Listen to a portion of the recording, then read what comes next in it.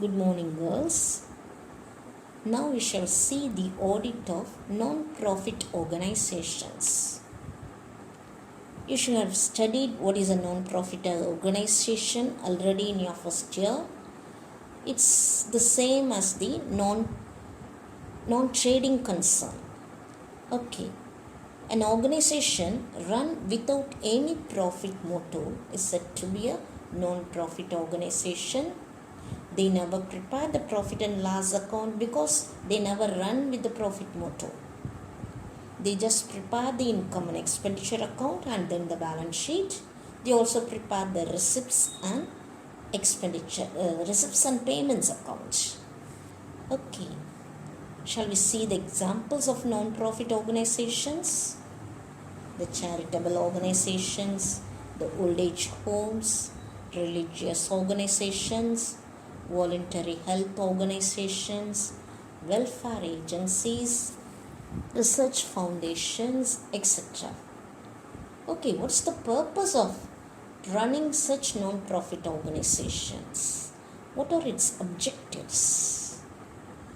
The main function is imparting education through so many public schools and providing medical facilities by opening various hospitals, then rendering economic assistance to the poor people and helping the people during natural disasters and emergent situations. So how are these organizations run? You can't run these organizations without capital.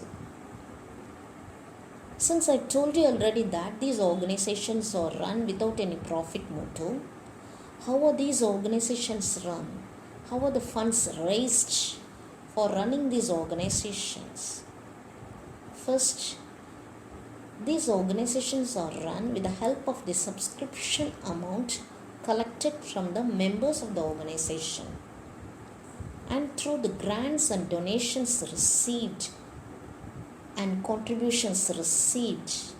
Apart from these financial assistance, we can also run these organizations by spending our time there, our energy there, and by using our skills, we can assist these non-trading organizations.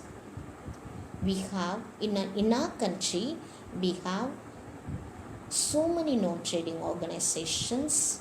The populist among them are CRY, Child Relief and UNICEF, United Nations Children's Fund, and NORAD. These organizations are run by the people for the welfare of other people. Okay, what are the sources and application of funds in these non-trading organizations?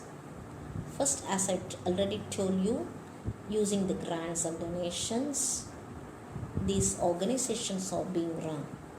Next, through fundraising program also, funds are raised. That is, they conduct music concerts, drawing and painting showrooms, and other exhibitions for raising funds. Then, the subscription fee collected from the members every month, it will also be a source of fund for these organizations. Then the advertisements, technical assistant fees, and the fees collected for the services rendered by these organizations is also a source of funds. See, example, we have Simirana Home at Ooty, where they take care of mentally retarded children and disabled children. This organization, they have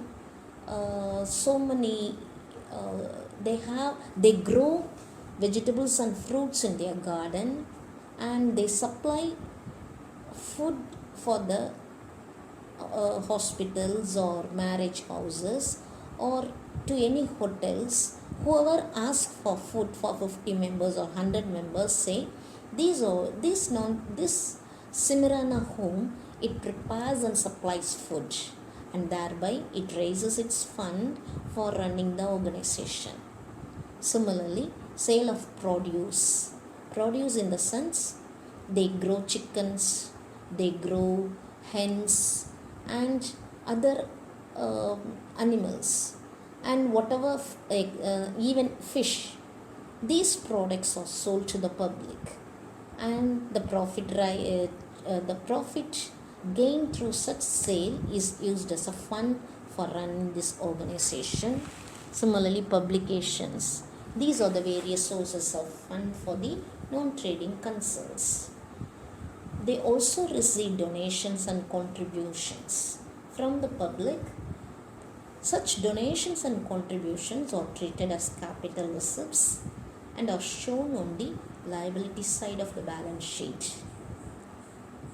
Whenever they receive the donation and contribution in a huge amount, they may be in the form of corpus contribution and contribution towards revolving fund. Let's see what is a corpus contribution. Corpus contribution are given with reference to the total funds required by the non-profit organization. See, whenever you need some huge amount for starting an old age home, or whenever you need a heavy capital amount for orphanage children, some may be donating you in lump sum amount. They are called as corpus contribution. Such corpus contribution received shall not be included in the computation of total income as per section 11(1)(d) of the Income Tax Act of 1961. Next, let's see what are the contribution towards revolving fund.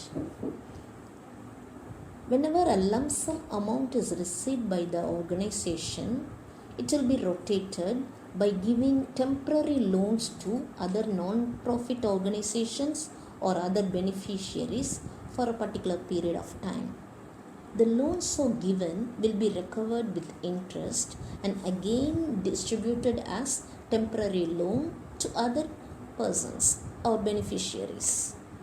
The interest received on such revolving temporary credit is an income to the non-trading organization and is credited to the income and expenditure account or added with the capital fund. And next, the donations and grants received for the acquisition of fixed assets should be used only for the purpose of purchase of the asset or the construction of the assets. They shouldn't be used for any other purpose. And the donations and contributions received by such non-trading organizations may also be received in kind, such as land, buildings, vehicles, office appliances such as computers or this and that, then the building materials, food, books, clothes, beds, etc.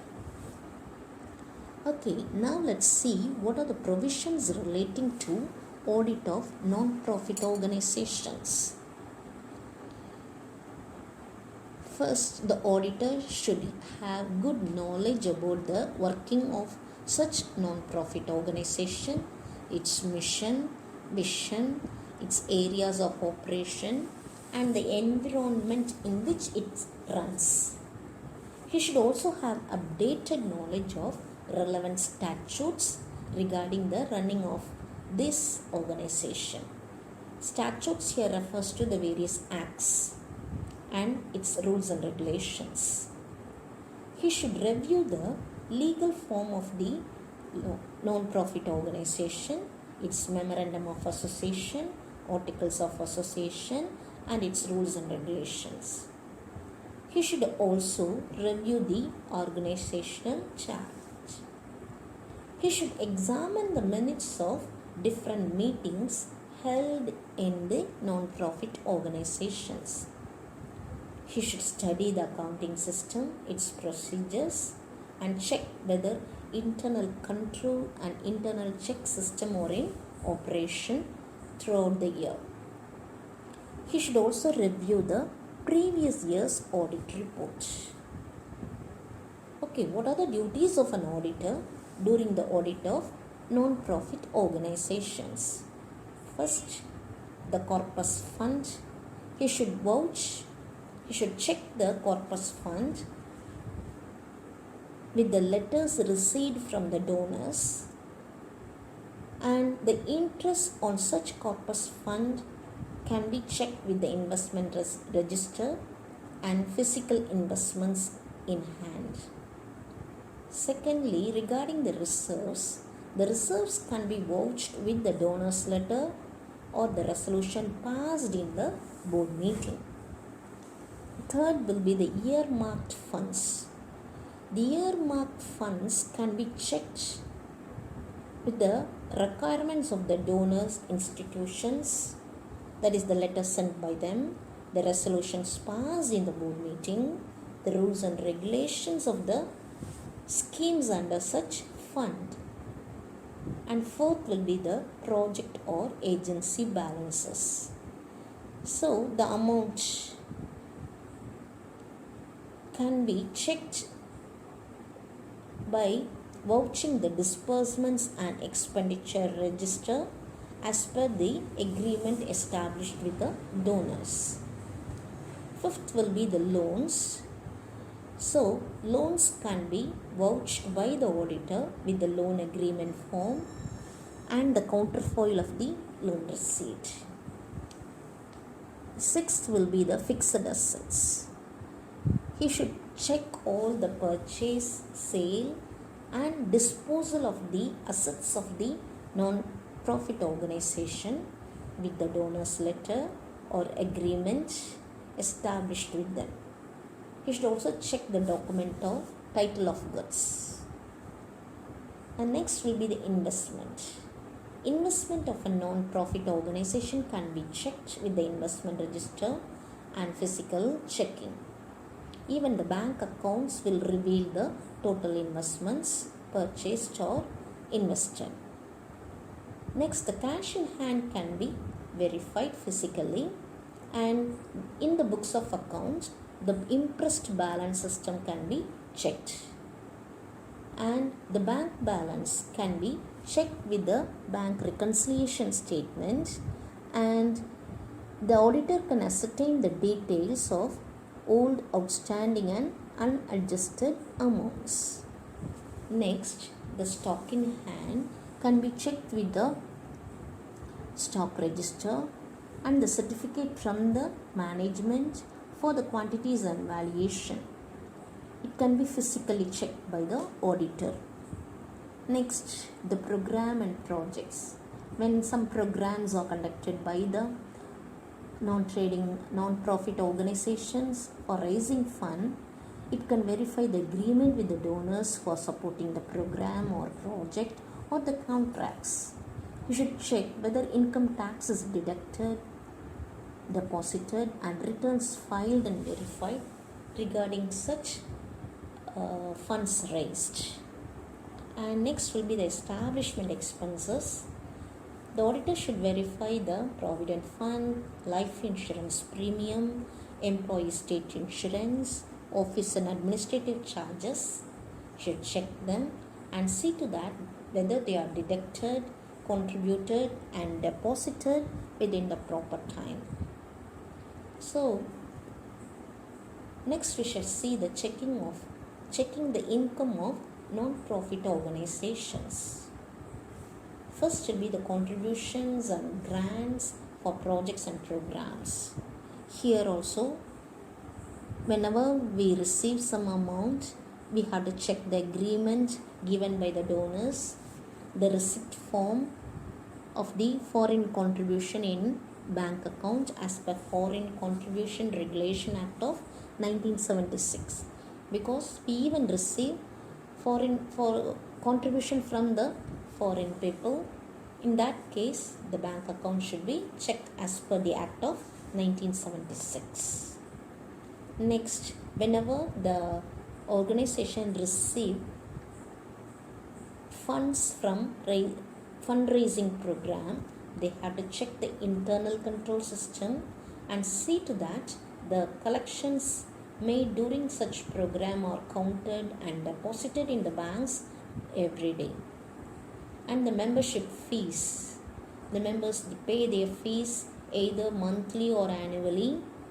They have, for checking the membership fees, the auditor should check the membership register, should ensure whether proper classification is or difference is made between the entrance fees, annual fees and life membership fees paid by the members. And fourth income will be the subscriptions. It's the meager amount paid by the members of the organization. Here the auditor should check the subscription register and the receipt issued whenever the fees is collected, and should check the receipts with the subscription rate schedule. Next will be the interest and dividend. Whenever the non-profit organizations make investment, they receive interest, and dividends when they receive from the investment made, that should also be checked by the auditor. So that's the thing, that's all with that of the auditor's duty with regard to the non-profit organizations. I hope you all understand, girls. Thank you.